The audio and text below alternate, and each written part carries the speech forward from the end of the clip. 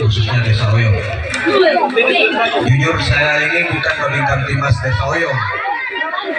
Sebenarnya bagi Kamtimas Desa Oyong itu sudah terpilih Aibda Irfan. Jadi saya sebenarnya bagi Kamtimas Desa Sibea, Kecamatan Lampasio, Kabupaten Toli-Toli. Baru sekitar 3 minggu. Namun ya antusiasme masyarakat Desa Oyong dan demi menghargai tuan pesta yakni Bapak Yusman yang pada malam hari ini berbahagia karena telah melangsungkan pernikahan anak kandungnya. Semoga dalam mempelai diberikan keturunan yang soleh dan soleha, insyaallah, dan semoga menjalani bahtera rumah tangga yang sakinah, mawaddah, dan warahmah dari dunia hingga terus ke hari kemudian atau hari akhir, insyaallah. Amin. Salawat dan salam kita aturkan kepada junjungan Nabi besar kita Muhammad sallallahu alaihi wasallam, karena dengan perjuangan beliau sehingga kita dapat menikmati nikmat iman, nikmat Islam, dan nikmat ihsan dalam mengarungi kehidupan hidup di dunia ini. Jika saya membawakan pesan-pesan tentang keamanan dan ketertiban dalam masyarakat, yang pertama, mari kita ciptakan, pelihara, dan jaga terus itu keberagaman, persatuan dan kesatuan, kebersamaan di Desa Oyong yang kita cintai ini. Jangan saling baku-baku, jangan saling bermusuhan, jangan saling jatuh-menjatuhkan hanya karena beda pilihan. Jangan. Ada juga itu saya temui di suatu desa di sana, hanya karena beda pilihan akhirnya suami istri itu pisah ranjang dan meja makan. Tidak akur lagi, hanya karena beda pilihan. Kasihan. Cekcok hubungan rumah tangga hanya karena beda pilihan. Beda pilihan boleh, tapi cukup hati kita yang tahu dan Tuhan kita. Tidak usah disebut, tidak usah dicumbu-cumbu terus, tidak usah. Insyaallah tidak lama lagi kita akan menyongsong pesta demokrasi yang jatuh pada tanggal 27 November 2024. Mari kita berikan suaranya kita. Pilihlah, datangilah TPS yang terdekat di lingkungan tempat tinggal kita dan berikan hak suaranya kita. Berikan hak suaranya kita. Jangan tidak mau memberikan hak suaranya kita atau tidak memilih atau golongan putih. Jangan, rugi. Baik tidaknya masa depan Kabupaten Toli-Toli ini itu di suaranya Bapak Ibu yang berhak memberikan suaranya, yakni mulai dari umur 17 yang memiliki KTP elektrik sampai dengan usia senja.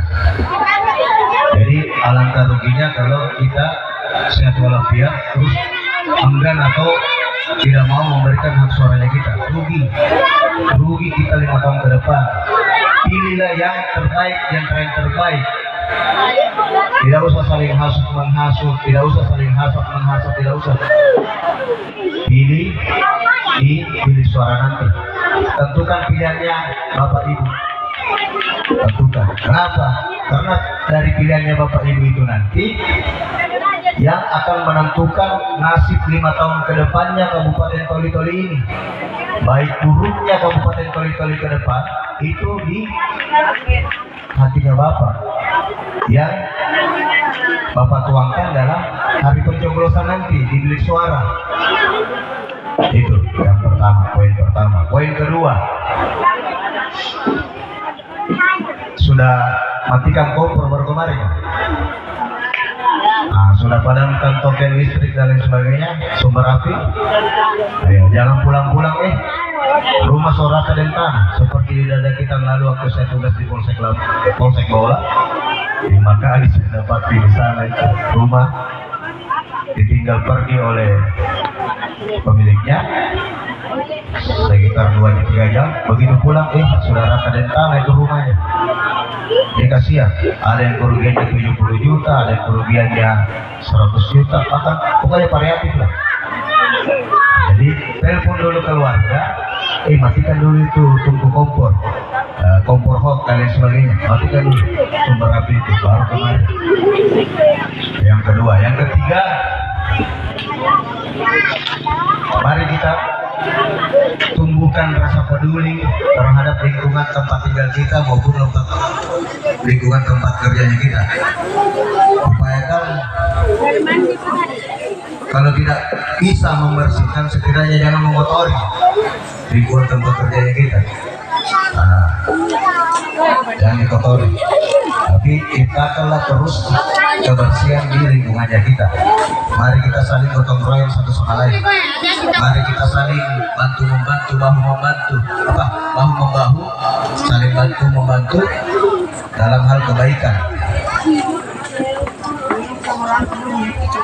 Karena ada dalam surah Al-Quran yang berbunyi begini, Bismillahirrahmanirrahim, wa ta'awanu 'alal birri wat taqwa wa la ta'awanu 'alal ismi wal 'udwan. Dan berlomba-lombalah kalian dalam berbuat kebaikan dan ketakwaan.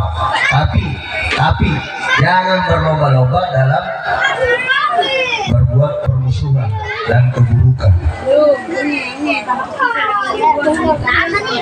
Yang ketiga, yang keempat,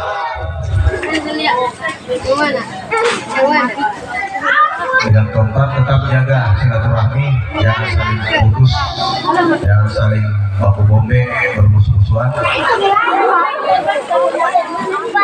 Kita rawat terus itu. Tamu yang dari luar kita wajib muliakan. Kenapa? Karena itu penjabaran dari hablum minan nas.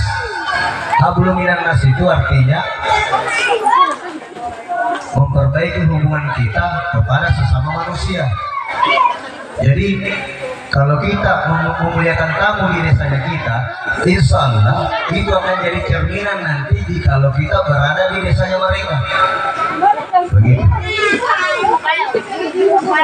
Jadi baik buruknya kita perlakukan tamu di desanya kita, itu adalah cerminan nantinya kalau kita berada di desanya orang atau kelurahannya orang. Nah, itu. Yang kelima,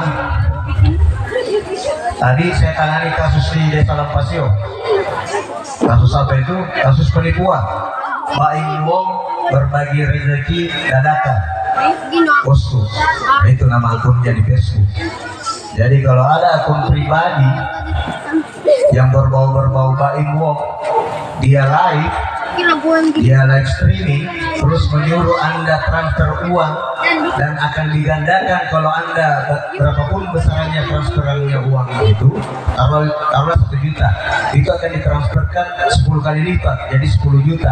Jangan pernah mau percaya seperti itu pembohongan dan pembodohan. Setengah hari saya urus itu barang itu. Jadi namanya Nasran alias Acang, seorang Bang Kamdes dari Desa Lampasio, itu kena tipu muslihat dari pemilik akun Baim Wong berbagi rezeki dadakan bosku. Nah, itu pemilik akunnya, tapi sudah saya bukan akunnya itu, sudah saya tidurkan akunnya itu. Insyaallah semua yang berbau-berbau Baim Wong, Irfan Hakim, Raffi Ahmad dan lain sebagainya, insyaallah semua akunnya itu akan saya tidurkan. Tunggu saya tanggal lainnya.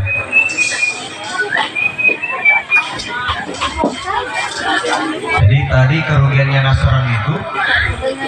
Nasran itu mendatangi BRI ini satu-satunya di Lampasio, milik Ibu Darmawati dan suaminya namanya Awaludin. Dia mendatangi kios yang kerjasama dengan BRI. Jadi ada terpampang di situ kios, namanya kios, terus kerjasama dengan BRI Link. Jadi Nasran, seorang bangkang di sini, datang ke Briling di Jalan Pasir, Jalan Raya. Dia bilang, ini saya ada uang di ATM saya sebanyak 100 juta. Tolong bantu transferkan melalui rekening saya ini. Sudah ditransferkan lah. Dalam 12 jam itu cair, sukses transaksinya variatif. Ada yang 2,5 juta, ada yang 5 juta, ada 10 juta, ada 20 juta selama kurang lebih 12 jam. Itu anaknya Bu Darmawati yang bantu transferkan uang. Setelah dicek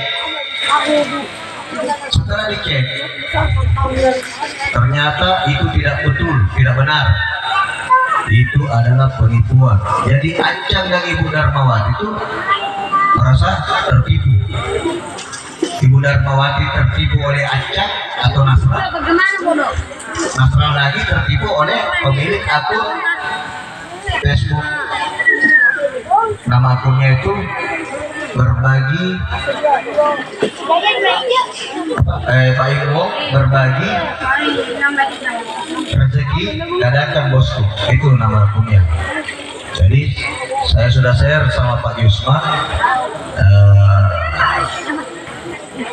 nama akunnya beserta nomor tipu-tipunya itu, nomor HP-nya sekaligus merangkap sebagai nomor rekening dananya. Jadi itu akun dana, nomor rekeningnya adalah nomor HP-nya pemilik akun dana tersebut. Saya juga pribadi ada akun dana saya. Jadi nomor HP saya yang multifungsi sebagai nomor HP WA saya dan sebagai nomor rekening saya di akun dana pribadi saya itu. Nah, itu. Kalau sudah Bapak Ibu sudah merasa terhipnotis dengan bujuk rayu pelaku dan mau juga mentransfer uang sebanyak yang mereka minta, tunggulah kehadirannya. Mau diblokir akun dana tidak bisa.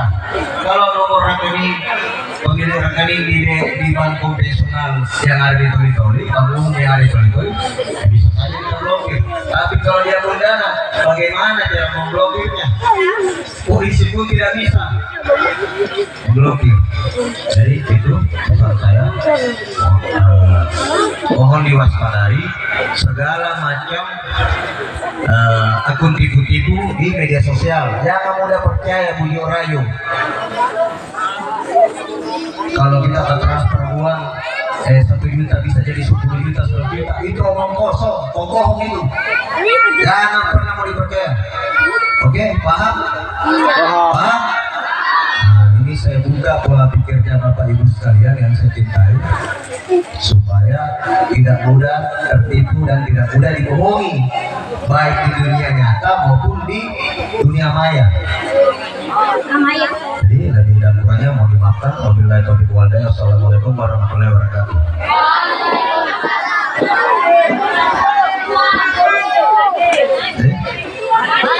Mau lagu apa ini?